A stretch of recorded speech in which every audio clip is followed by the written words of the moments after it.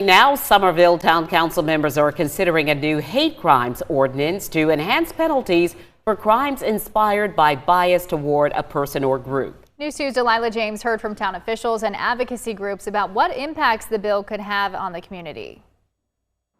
Summerville Town Council is set to have the second and final reading on the Hate Intimidation Ordinance, which will create stiffer penalties for anyone who commits the crime with the intent to intimidate someone based off racial bias or hate.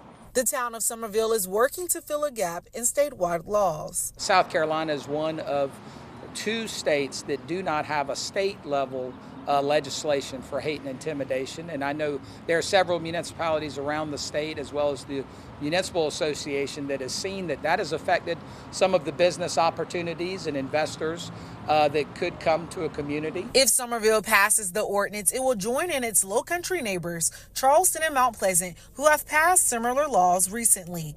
The leader of the local Black Lives Matter group said it's important for local governments to take a stand against hate, since state lawmakers have not yet done so. Hate is pervasive in this state, and it's something that, again, is just like, it must be addressed, and again, there must be protections for us, because there wasn't protections in 2015. There are protections now. The ordinance enhances penalties for hate-based crimes, and anyone found guilty of violating the ordinance will be subject up to a $500 fine or 30 days in jail, plus the penalties for their underlying crime. Summerville Police Chief Douglas Wright told me if the ordinance passes, his officers will be trained on how to properly enforce it. And I think that there are opportunities to enforce laws, but I also think you could over-enforce laws in a manner that could become detrimental to society. So we want to make sure that law enforcement doesn't have something they could use to take advantage of people.